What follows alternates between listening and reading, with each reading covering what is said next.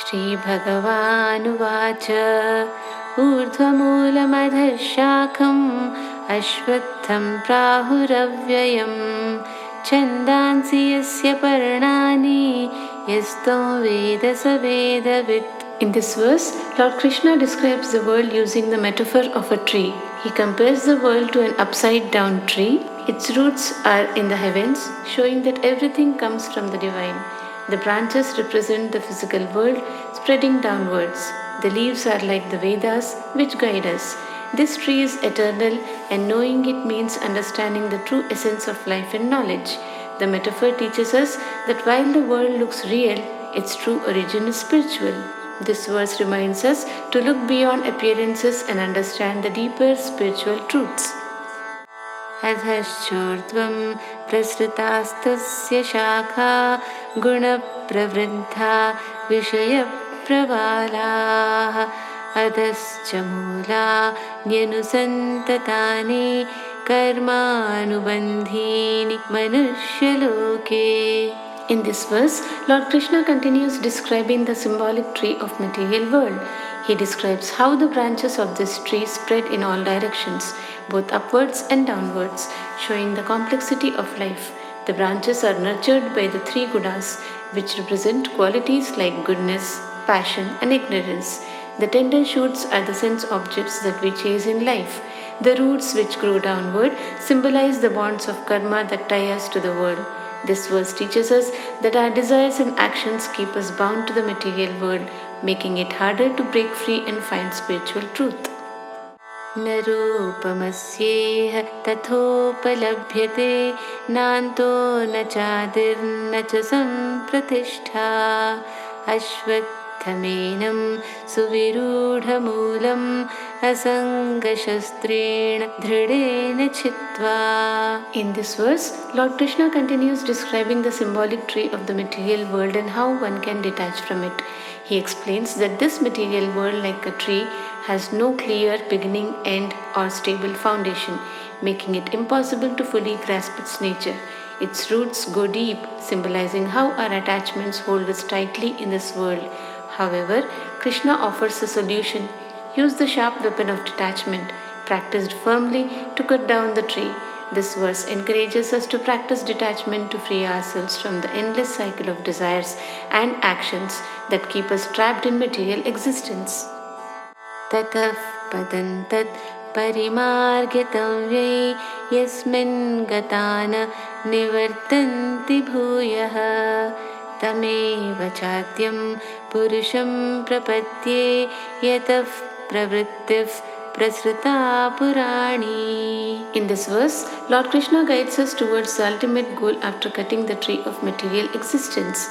He explains that after detaching from the material world, we should seek the ultimate destination, the supreme state of liberation.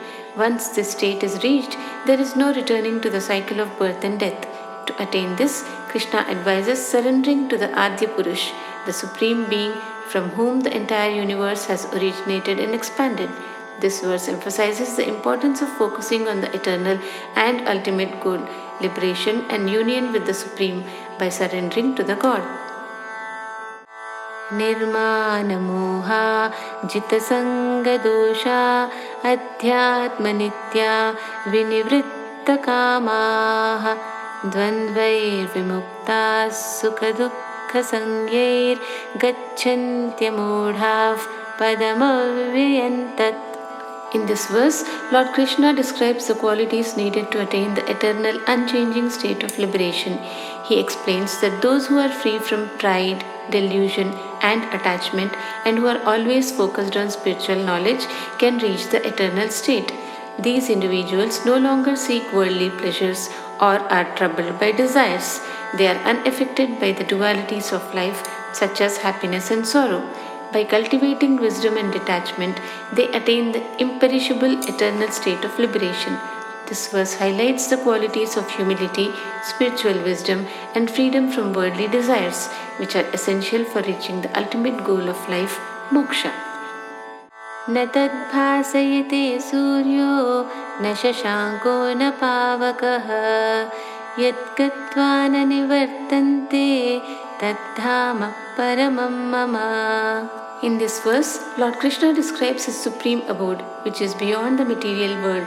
He explains that his supreme abode is self-luminous and does not depend on the sun, moon, or fire for light. Once a soul reaches this eternal realm, they do not return to the cycle of birth and death. This is his highest, eternal, and perfect realm, far beyond the limitations of the material world. This verse assures us that liberation from the cycle of reincarnation is possible, and Krishna's supreme abode is the ultimate destination, full of divine light and peace. ममैवांशो जीवलोके जीवभूतः सनातनः मनःषष्ठानीन्द्रियाणि प्रकृतिस्थानि कर्षति. In this verse, Lord Krishna explains the relationship between the individual soul and himself. He explains that every living being is an eternal part of him. However, when this eternal soul comes into the material world, it takes on a body and becomes entangled with the mind and senses. The soul struggles, being pulled by the mind and the six senses, which are influenced by the material nature. This verse teaches us that while the soul is divine and eternal, it faces challenges and struggles in the material world due to attachment to the body and senses. Understanding this can help us seek a higher spiritual path and realize our connection to the Supreme. Shariram yadavapnoti yacchapyutkramatishvaraha grihitvaitani sanyati vayurgandhani vashayat. In this verse, Lord Krishna explains how the soul moves from one body to another after death. He compares the soul's journey to that of the wind carrying scents. Just as the wind takes the fragrance from a flower and carries it elsewhere, the soul, when it leaves a body, takes along the mind and senses into the next body. This process continues from one life to another, driven by the soul's attachments and desires. This verse highlights the soul's eternal nature and how it moves from body to body, taking its impressions, desires, and experiences, much like wind carries smells across spaces. श्रोत्रै चक्षुस्पर्शनै च रसनं घ्राणमेव च अधिष्ठाय मनश्चायं विषयानुपसेवते. In this verse, Lord Krishna explains how the soul interacts with the material world through the senses. He explains that the soul, through the mind and the five senses, interacts with the external world. These senses are like tools through which the soul experiences the material world.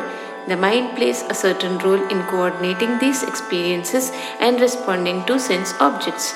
This verse emphasizes that the soul is not independent of the senses in the material world. It experiences life through them.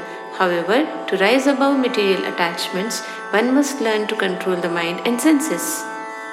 Utkramantam sitam vapi bhunjanam va gunanvitam vimudhananupashyanti pashyanti jnana chakshushaha.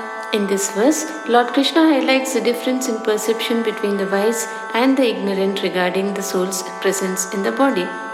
He explains that while the ignorant fail to perceive the soul's actions, whether it is departing, residing, or enjoying experiences, the wise individuals who possess spiritual knowledge can see the soul's true nature beyond the physical body.